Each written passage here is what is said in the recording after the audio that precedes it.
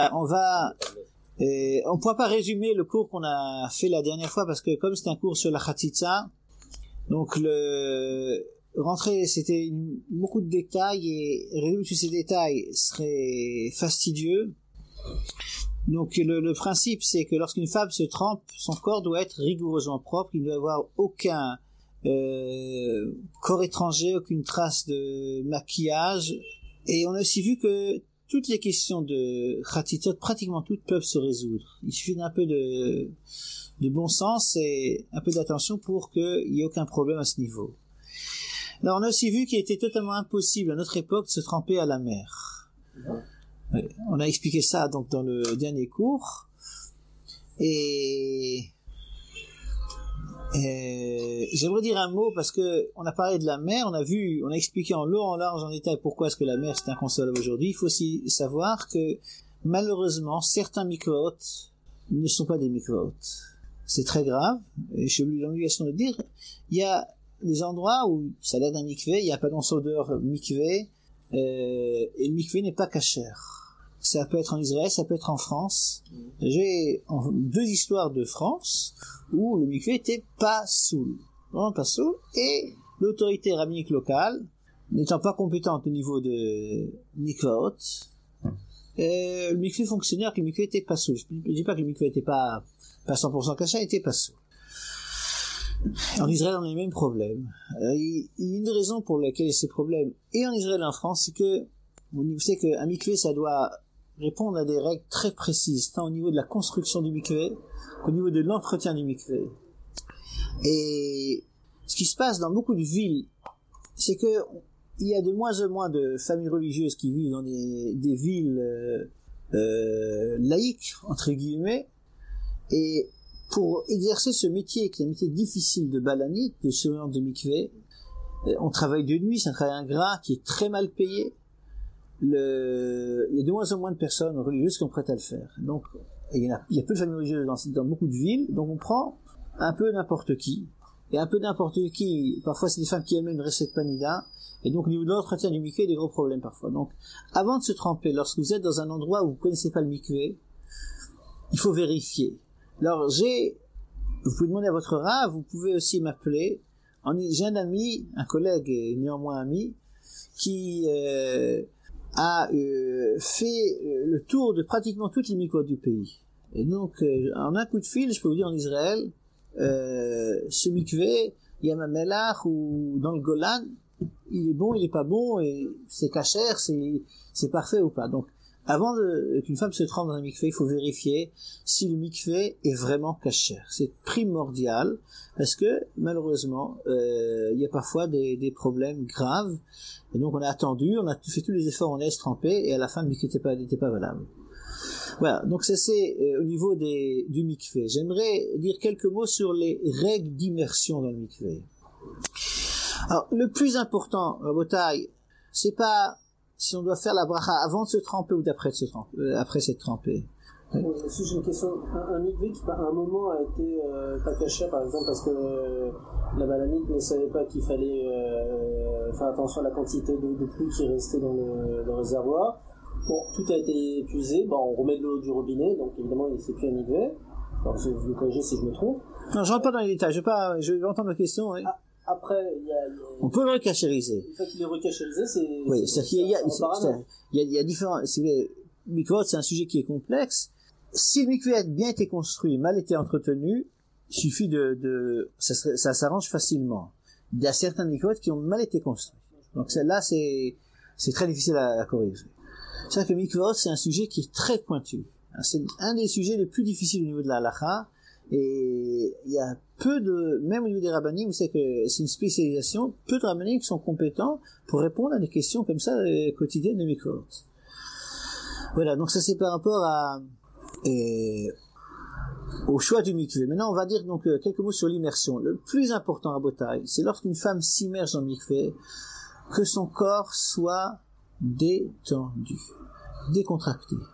Parce que si jamais une femme, lorsqu'elle se trempe, se contracte, dans certains cas, le mikvé ne sera pas valable. Si une femme a serré les lèvres, C'est une des idées qu'on a dit lorsqu'on a parlé de la mer. La mer, c'est de l'eau très souvent froide, salée. Il y a une tendance instinctive à se crisper.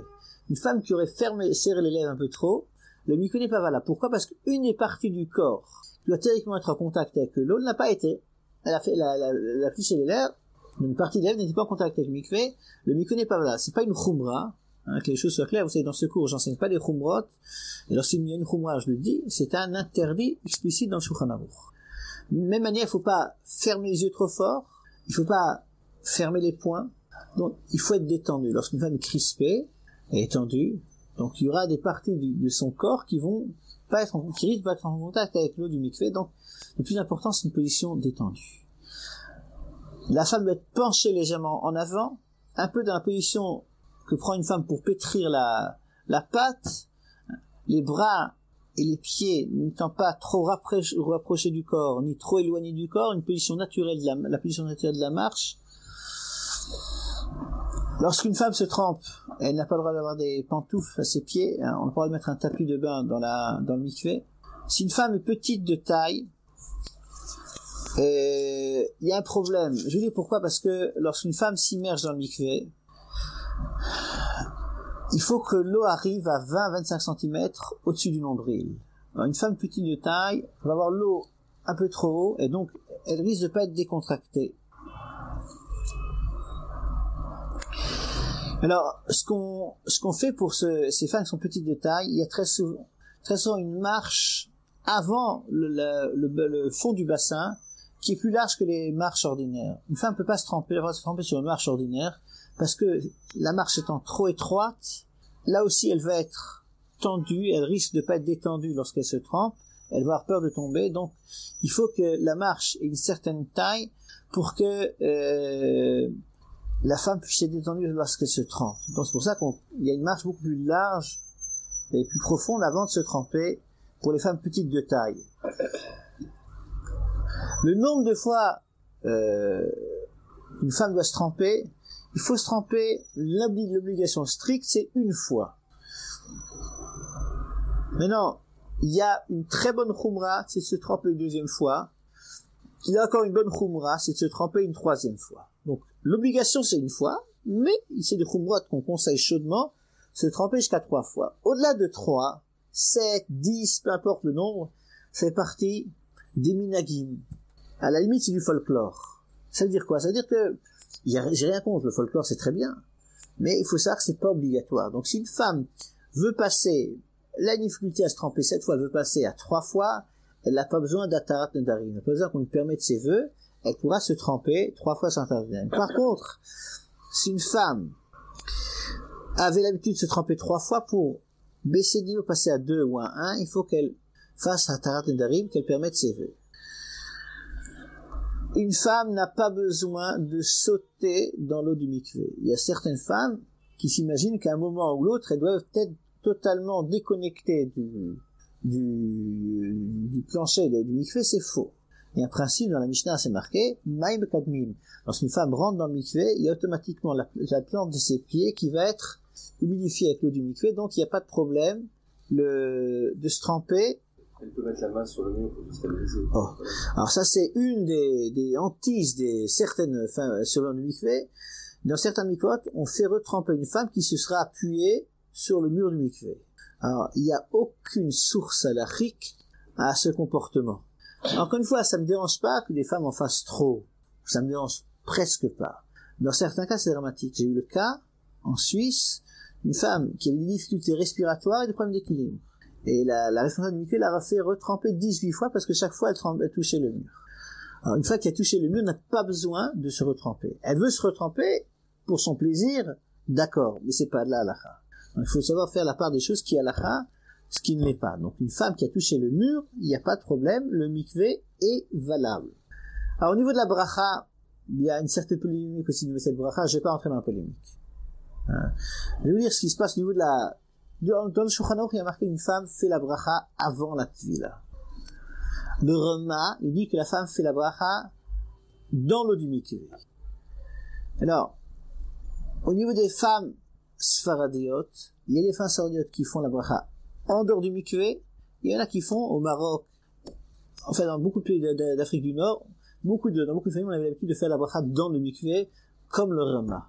Ce qui est important, c'est de perpétuer les minagim des familles, de continuer ce qu'il y avait chez nos ancêtres. La bracha avant ou après, à la limite c'est anodin. Ce qui est pas ce qui compte. Ce qui compte, c'est que la femme soit décontractée lorsqu'elle se trempe dans le mikvé. Le reste est beaucoup moins important. Alors, une femme qui fait la bracha en dehors du mikvé doit avoir un peignoir de bain pour faire la bracha, fermer la ceinture et faire la bracha, et après elle rentre se tremper. Une femme qui fait la bracha dans l'eau, elle se trempe une première fois. Après la première fois, elle croise les bras pour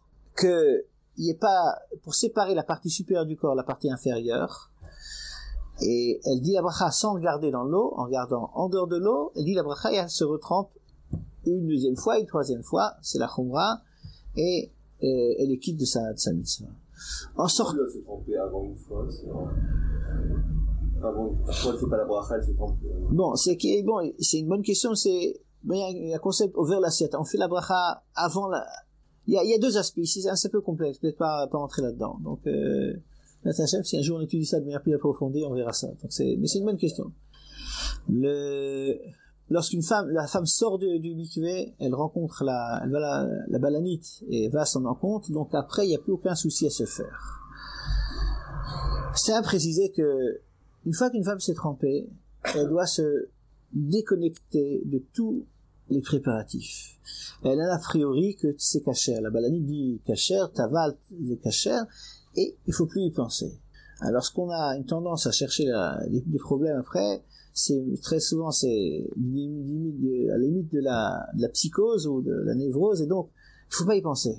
C'est marqué déjà dans le Ramban, une fois qu'une femme s'est trempée, elle cherche pas les petits problèmes. Si jamais il y a un problème réel de Khatsitsa, après le mikvé, il faudra poser la question à Rav. Dans certains cas, une femme devra se retremper.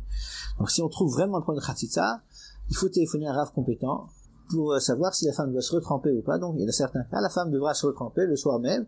Il y a des cas où on trouve un problème de Khatsitsa le lendemain du mikvé, et il faudra donc retourner au mikvé. Voilà, donc grosso modo, c'est les choses les plus importantes en ce qui concerne les lois d'immersion même. Bien entendu, l'immersion doit se passer en discrétion, donc on raconte pas un mikvé, et on fait tout, on l'a déjà dit, pour que le mikvé se passe à temps, pour jamais repousser un mikvé. Voilà, on va maintenant aborder ce fameux sujet de la règle de communication en période de retrait.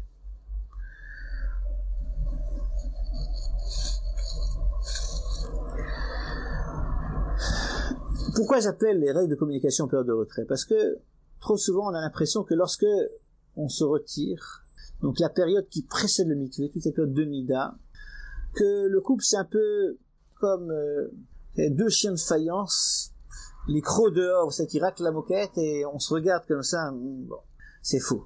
En période pré-mikvé, la communication continue. Au contraire, la communication prend tout à fait une autre dimension. Parce que un couple, c'est pas deux corps, c'est avant tout deux âmes, et il y a aussi deux corps. Mais pour que il y ait une symbiose, une communication parfaite, il faut avant tout que l'homme et la femme apprennent à développer cette communication des neshamot. Et c'est pourquoi en période pré-mikvé, donc tout ce qui est du moment où la femme est interdite jusqu'à ce qu'elle va se tremper, on se parle, on s'écoute. La seule limite, c'est les paroles trop chaudes qui peuvent pousser à la faute. Mais un mari a les mêmes obligations qu'en période post-mikvé d'aider son épouse. Passer un petit coup de fil à son épouse du travail, comment vas-tu, tu te débrouilles, il n'y a pas de problème. Le cadeau d'anniversaire du mariage surtout, faut pas l'oublier, même en période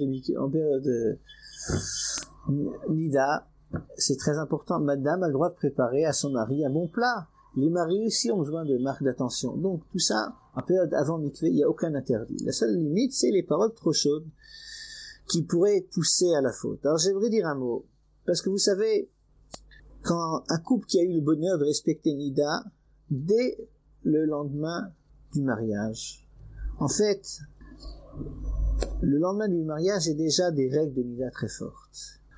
Alors ce qui fait que à l'origine déjà, on doit apprendre à communiquer. Le mari doit apprendre ce qui est tellement important, ce qui manque trop souvent dans beaucoup de couples, à écouter son épouse. Et bon gré mal gré, lorsque les sentiments sont très forts du mariage, il y a cet apprentissage, cette leçon de communication qui est primordiale. Alors, permettez-moi de vous raconter certains secrets professionnels, bien entendu, sans raconter des noms. Je peux vous dire que j'essaie de pas m'occuper de Shalom Bayit, j'ai pas le temps de le faire sérieusement, donc je vais pas le faire, mais dans certains cas, j'ai dû m'occuper de gens qui ont fait tchouva. Alors, lorsque je prends un couple, je prends le couple ensemble, je demande à la femme de sortir, je me retrouve seul avec le mari, je prends vice versa, je demande au mari de sortir, j'ai la femme seule. Dans tous les cas où j'ai dû m'occuper de couples qui ont fait tchouva, donc après le mariage. Et lorsque je me suis retrouvé avec la femme et le mari était dehors, j'ai eu les mêmes termes. Les femmes ont dit, voilà, Dreyfus, dès le début du mariage, alors que j'étais en attente d'une communication sentimentale, je me suis retrouvé, j'ai entendu chaque fois les mêmes mots, face à un ogre. Il voulait encore et encore du physique, alors que c'était pas ce que je recherchais. Dès le début du mariage, il n'y avait pas cet équilibre entre relations sentimentales et relations physiques. Alors, le couple a besoin de cette période où le corps est en retrait et on communique. Lorsque on apprend à communiquer, arrive le soir du mikvé, là une sublimation de cette relation préexistante. La femme n'est pas un objet de plaisir pour son mari, la femme est une reine, le mari est un roi, et donc il y a une relation très forte qui soude le couple. Alors, pour comprendre ces règles de retrait, parce que il faut savoir que c'est une réalité qui nous oblige. C'est pas au choix, c'est quelque chose de positif, quelque chose qui apporte à mon couple, mais c'est quelque chose qui oblige. Il va falloir donner une définition de l'amour.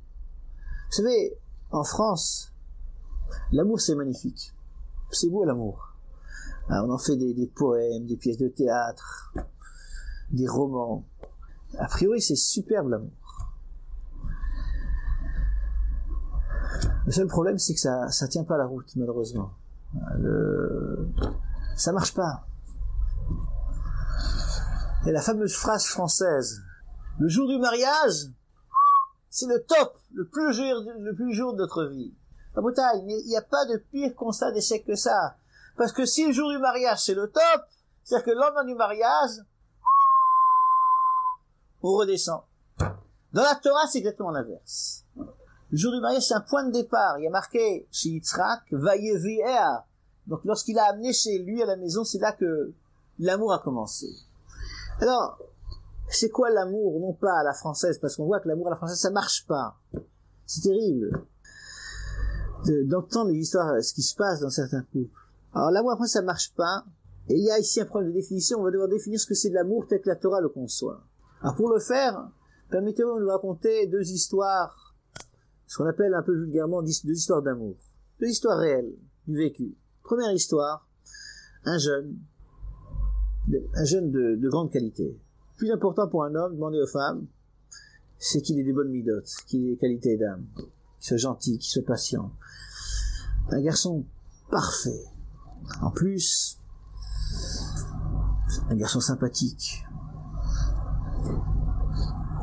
Tout pour plaire. Fort. Un Tarzan. Et il rencontre une demoiselle. Elle aussi.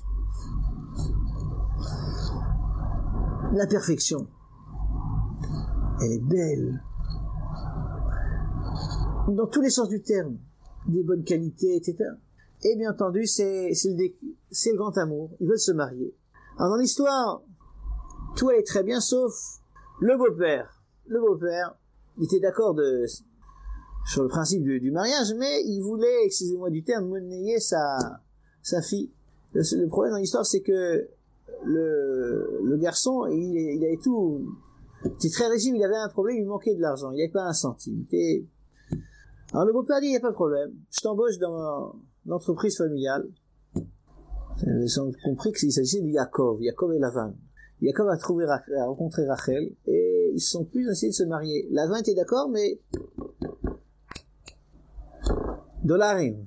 Il faut payer. Yaakov n'a pas d'argent. Il a donc signé un contrat de travail. Signé un contrat de travail, il avait marqué dedans 7 ans. 7 ans de travail, et après tu auras le droit de te marier. Et la Torah nous dit que ces 7 années se sont passées comme des jours comptés. Vayu beyam benav kiyamim achadim ba'avato ota. Ces 7 années se sont passées comme des jours comptés tellement Yaakov il aimait Rachel. A priori, c'est incompréhensible. Lorsqu'on attend un événement heureux, sympathique, on ne peut pas attendre. Vous avez commandé votre nouvelle voiture et le concessionnaire vous dit écoutez, il y a une rupture de stock, ça va durer 6 semaines. 6 semaines, mais c'est pas possible, je peux pas attendre. Vous n'avez pas un peu des relations du piston parce que on peut pas attendre quelque chose qu'on... Et là, la Torah nous dit que Yaakov et Rachel ont pu attendre 7 ans, bien que ils voulaient se marier et s'aimer. J'ai attendu sans problème et cette attente s'est passée très très bien. Première question, même question. Donc il y a une question, comment comprendre que Yaakov a pu attendre tellement longtemps et que ça s'est bien passé. Deuxième histoire d'amour. Il s'agit aussi d'un jeune de très bonne famille. Il s'appelait Amnon. Amnon, un jour, son meilleur ami le rencontre et lui dit, mais écoute, tu en fais une tête. Tu es malade. Va chez le médecin. Et Amnon lui dit, écoute, c'est vrai, je suis malade, mais la médecine ne peut pas m'aider. Je suis malade d'amour. J'aime Tamar. Un jour, Amnon et Tamar se trouvent seuls. Et Amnon décide, excusez-moi du terme, de matérialiser son amour. Alors Tamar, elle entend ça, elle dit, écoute, ça se fait pas. Attends, on peut se marier, et tu attends le mariage. Elle me dit, mais je t'aime tellement, je peux pas attendre. Et Tamar refuse, mais malgré tout, Amnon la prend de force. Après l'avoir pris, il y a marqué qu'il a dit de partir. Si Tamar dit, mais tu es abject, tu me prends après, tu me jettes à la rue. Et marqué qu'Amnon a dit à ses serviteurs de la prendre de force et de la faire sortir l'éjecter. Marqué dans la vie, Vaïsnea, il a haï, Gdola sina me'ahava. La haine d'Amnon pour Tamar était encore plus forte que l'amour qui précédait. Alors, il faut comprendre. Chez Yaakov et Rachel, il y a une attente. Dans les deux cas, il y a de l'amour. Dans un cas, Yaakov, il aimait, il a pu attendre. Dans l'autre cas, Amnon, il aimait, il n'a pas pu attendre. Comment est-ce que... Réponse, c'est pas de moi. C'est un des... De la Moussar, Rav Eliyahu Lapian, dans l'Evliya, où il explique. En fait, pour expliquer,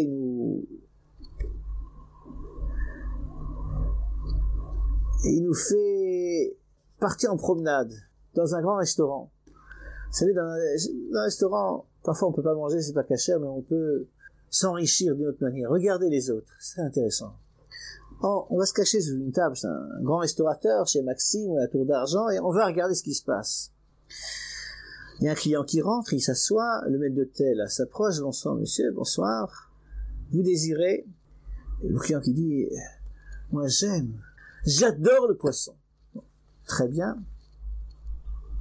Une minute se passe, il y a un serveur qui vient avec un magnifique brochet, malé à Shankolde ou fumant, sur un beau plateau, et on voit notre client qui aime tellement le poisson, qui déchique le pauvre poisson et mange des grosses bouchées avec beaucoup d'appétit. Hein. On regarde la scène, on se dit, mais c'est pas possible. Ce monsieur, qu'est-ce qu'il a dit? Il a dit qu'il aimait le poisson. Quelqu'un qui aime le poisson, je sais pas, mais enfin, il faut construire des aquariums, c'est des grands aquariums pour les poissons, avec des plantes aquatiques, des jets d'eau, pour agrémenter la vie des poissons en captivité, mais il va pas manger le poisson. S'il aime le poisson, à la limite, il peut devenir membre actif de la société des poissons en voie de disparition. Il va pas manger le poisson. Si il mange le poisson, c'est pas qu'il aime le poisson, il aime le goût délicat du poisson dans son palais. C'est pas la même chose, c'est presque l'inverse. Dans un cas, c'est aimer le poisson, dans l'autre cas, c'est s'aimer soi-même. Alors, j'ai peut-être décevoir certaines femmes, mais lorsque un garçon dit à une femme, qu'il l'aime parce qu'elle a un aspect esthétique qui lui plaît, c'est pas de l'amour. C'est pas qu'il aime. Madame, Il aime l'aspect esthétique de madame. Il aime regarder, il aime voir. C'est pas de l'amour. C'est s'aimer soi-même, s'aimer jouir de l'aspect esthétique. C'est pas de l'amour. C'est en hébreu, il y a deux termes. Ils sont très proches l'un de l'autre. On s'en dit amour en hébreu. Ahava, très bien. Et le désir en hébreu, ta'ava, ta'ava. Ta'ava, ahava, ahava, c'est presque la même chose. La différence, c'est la première lettre. Dans ahava, c'est la première lettre de l'alphabet. Dans ta'ava, dans désir, c'est la dernière lettre de l'alphabet. Ahava, ta'ava. Mais c'est deux extrêmes.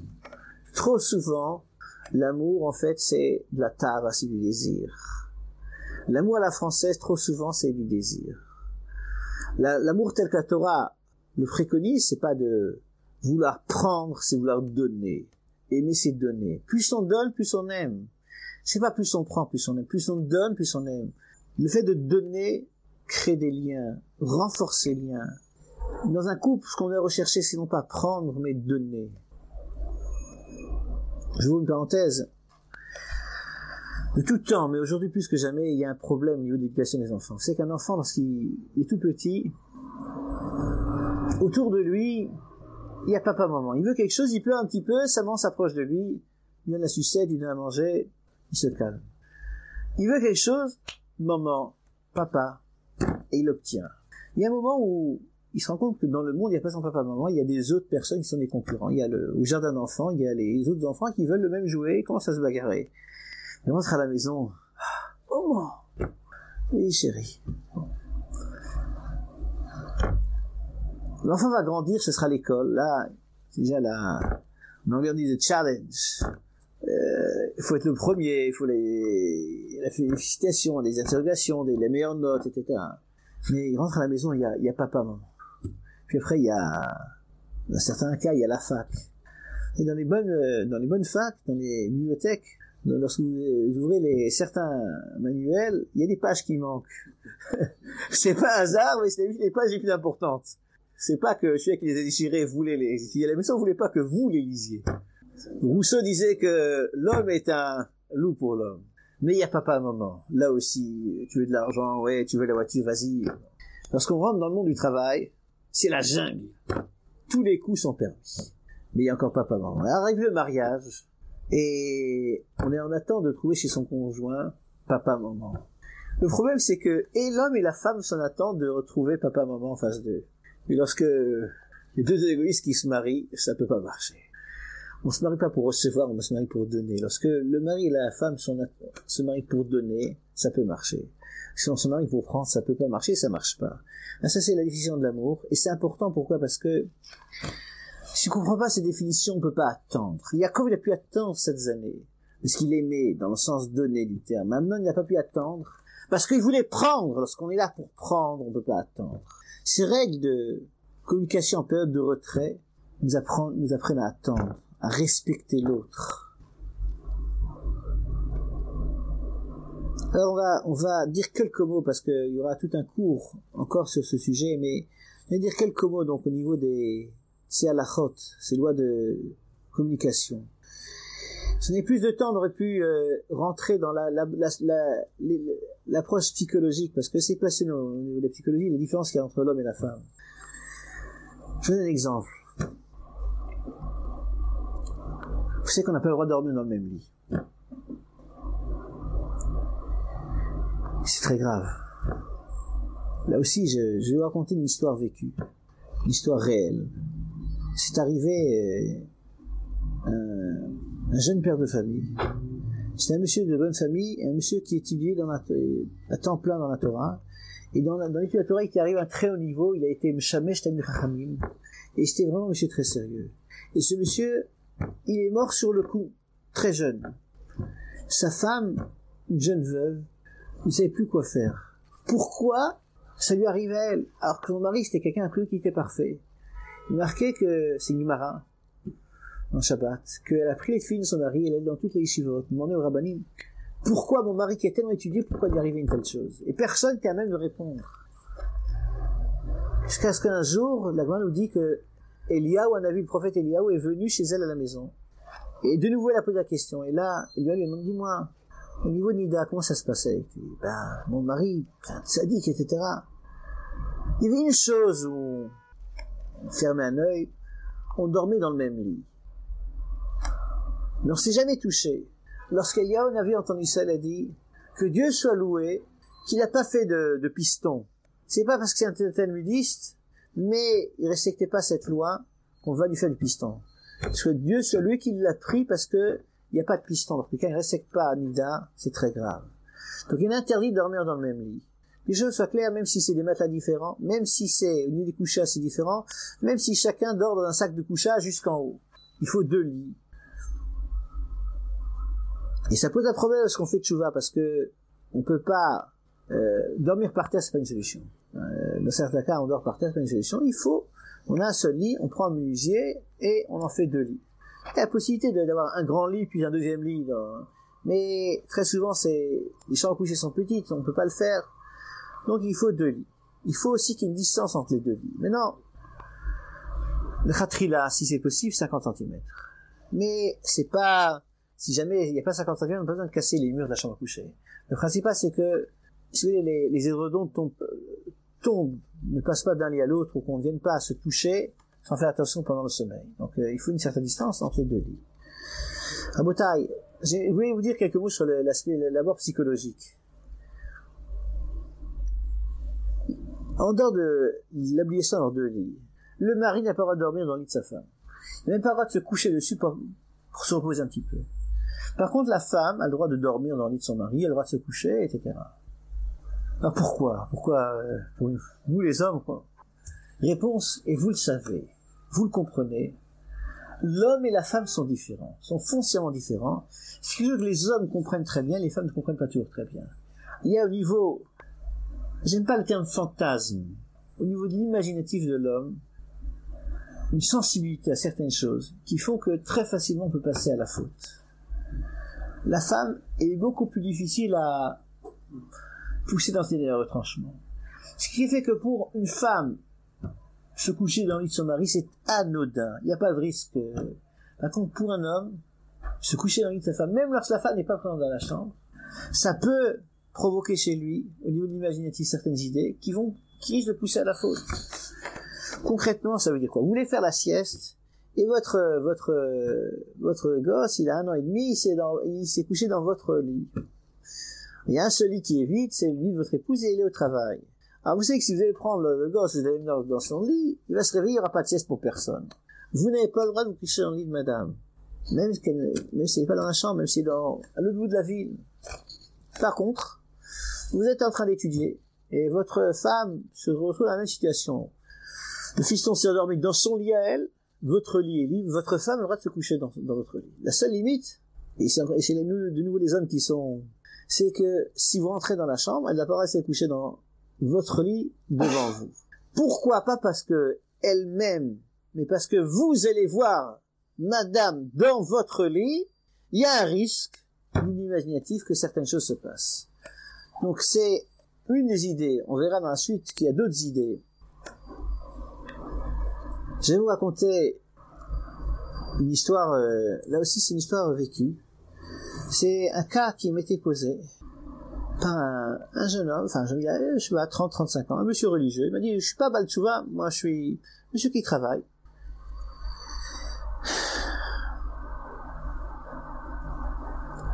Il est venu un jour pour me poser une question de Lila. Une fois, je lui ai répondu, il dit, écoutez, Rav Dreyfus, je voudrais prendre conseil. Vous, c'est un Israélien, j'ai un problème. Quel était son problème? Son problème était très simple. Il m'a dit, j'arrive pas à me retenir.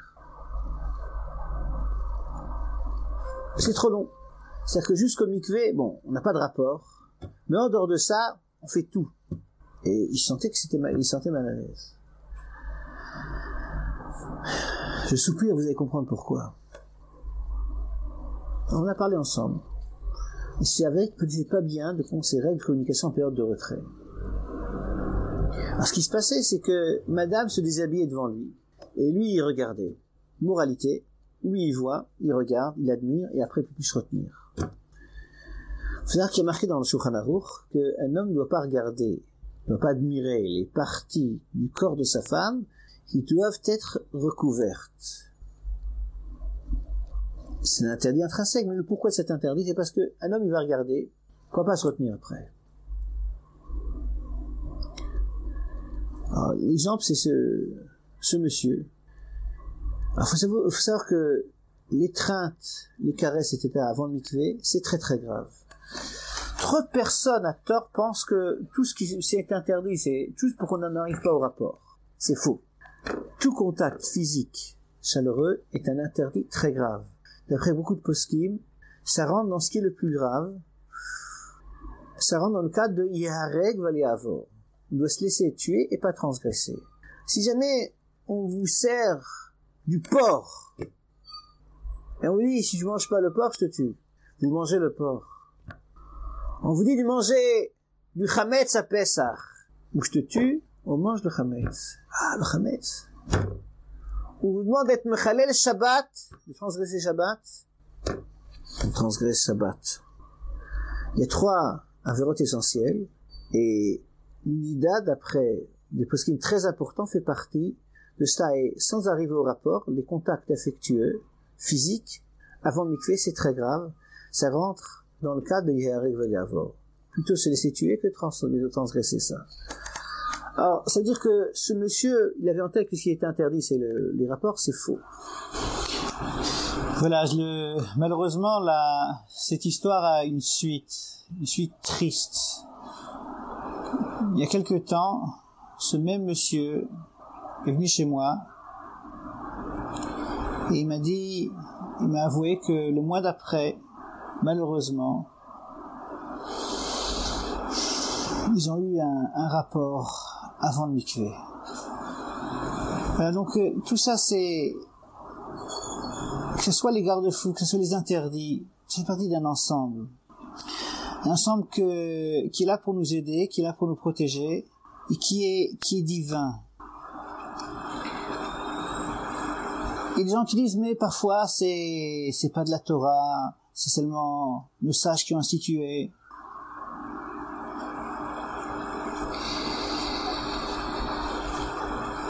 L'Agma nous dit que quelqu'un qui transgresse un drabanan, transgresse un interdit de nos sages, chayav mita, c'est la peine de mort. C'est encore, on fait pas de différence suivant quel drabanan il a transgressé. Les garde-fous que nos sages ont mis ont une importance vitale.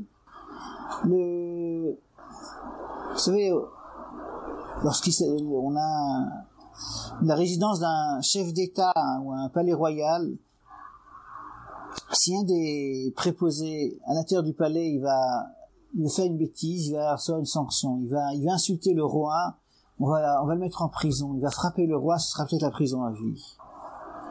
En fonction de la gravité de la faute, il y a une sanction. Autour du palais royal, il y a la garde qui est là pour protéger.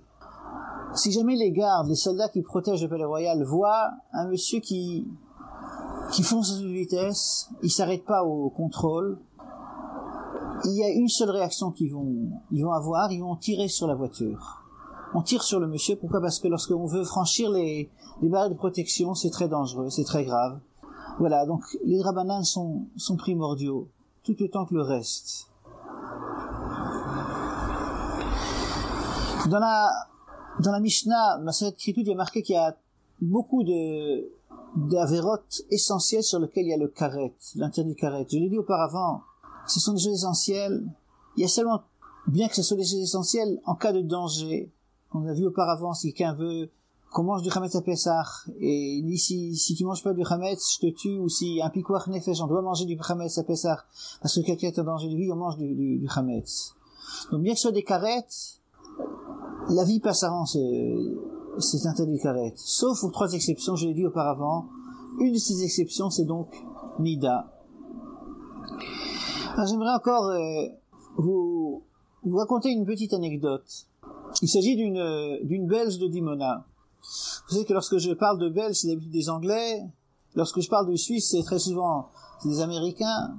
Lorsque je parle de Dimona, c'est Kfar Saba, etc. Donc, une Belge de Dimona m'a téléphoné il y a quelque temps, et donc j'aimerais vous relater la conversation téléphonique que j'ai eue avec cette femme. Elle m'a dit, Vous savez, Rav Dreyfus, avec son accent belge, on a fait tchouva, mon mari et moi, et on aspire à, moi du moins j'aspire à une vie avec plus de gdoucha, plus d'élévation. Et mon mari, sans arrêt, il veut encore et encore du physique. Comment est-ce qu'on gère ce problème? Je lui ai demandé, madame, dites-moi la vérité. Qu'est-ce que vous faites pendant vos loisirs? Elle m'a dit, vous savez, on est venu en Israël, mais on est resté belge, vous savez, la plage, etc. Je lui ai dit, écoutez, madame, la plage, je parle pas du fait que c'est vous qui portez les paquets. Qu'est-ce qu'il fait votre mari? Il s'assoit sur un transat, et ses yeux font les essuie-glaces. Et qu'est-ce qu'il fait? Il regarde. Alors elle me dit, mais si même il n'a qu'à pas regarder. Je lui dis, madame, si votre mari à la plage, il regarde pas, soit que c'est un gros menteur, soit qu'il faut l'amener d'urgence dans un asile psychiatrique. Il regarde. Et s'il regarde, il fait des comparaisons. Et après, j'ai pas besoin de vous expliquer ce qui va se passer après. En plus, ce monsieur, et je tiens à préciser, je me place pas au niveau de la religion, je me place au niveau du bon sens. Je me place pas au niveau de la Torah, je me place au niveau du bon sens. Un mari qui va à la plage, qui regarde, qui fait des comparaisons après, ce mari, ça va être un frustré. Alors, surveiller son regard, c'est essentiel en dehors de la maison. J'ai une fois entendu de mon maître, Rav Moshe Shaul Klein, qui m'a dit une phrase. Il est plus grave qu'une seule fois un homme regarde une femme qui n'a pas le droit de regarder, une femme étrangère, plutôt que 1000 fois succomber à cet interdit d'admirer les parties du corps de son épouse qui doivent être couvertes. C'est interdit, mais regarder une autre femme, c'est beaucoup, beaucoup plus grave. Alors cet apprentissage du sourire son regard, ça se fait à la maison. Bien entendu, une femme doit aider son mari, elle doit coopérer. Il est évident que si elle va mettre une chemise de nuit transparente, ça va devenir mission impossible pour son mari de surveiller son regard. Cette femme, elle n'a pas eu la sagesse, la femme de notre histoire, elle n'a pas eu la sagesse de déshabiller dans la salle de bain. C'est que son mari ne peut pas résister à la tentation qu'elle a, c'est de déshabiller dans la salle de bain. Donc cette femme a une part de responsabilité.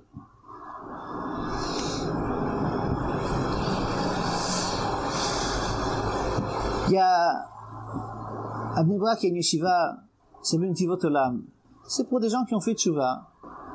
Et un jour, ces gens qui ont eu le bonheur de faire et la qualité d'âme, la grandeur d'âme d'avoir fait tchouva, est venu chez le Mashgiach Rav Brenner. Il lui dit, écoutez Rav Brenner, je lui dis la vérité. Parfois il m'arrive, comme ça, le vent il soit pendant la nuit, je vais aux toilettes, et dans le sommeil, je m'oublie et j'allume la lumière. Comment faire pour que ça ne m'arrive plus? Alors, Rav Brenner lui a dit, c'est très simple. Ton problème, c'est pas que tu es fatigué, etc. Tu oublies l'importance de Shabbat. Parce qu'imagine-toi que, d'abord qu'il n'y ait pas de morceaux de plastique pour protéger les fils électriques. Et qu'ensuite, qu'au lieu du 220, il y ait de la haute tension dans le mur des toilettes, et qu'il n'y ait pas d'interrupteur, ben, tu aurais fait un tour entier pour éviter la prise. Ça t'arrive de la lumière, c'est que tu te rends pas compte de l'importance de Shabbat. C'est vrai pour Shabbat, c'est vrai pour Nida, lorsqu'on fait c'est vrai pour toute la Torah. Avant de conclure ce cours, j'aimerais dire encore un mot parce que il y a un ordre dans lequel on doit enseigner Nida. Alors tout un chacun doit essayer d'être d'aider à transmettre cette mitzvah. Ma Fraikin, il poussait même les garçons non mariés, lorsqu'ils allaient en vacances, lorsqu'ils arrivaient dans leur ville, de parler du mikvé.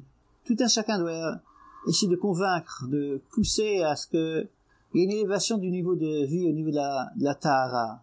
Mais il faut savoir comment faire les choses.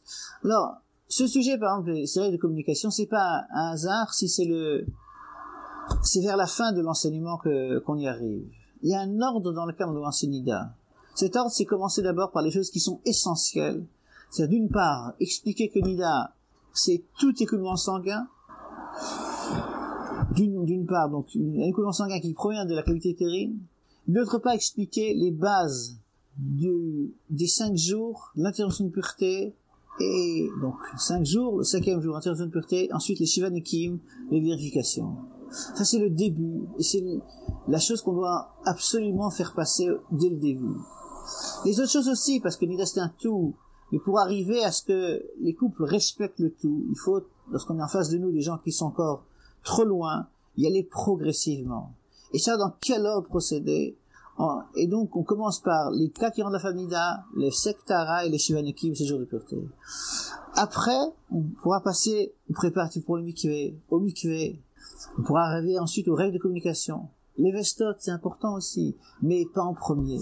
Une fois que le reste sera assimilé, qu'il y aura un respect, on pourra passer à ces règles de vestot.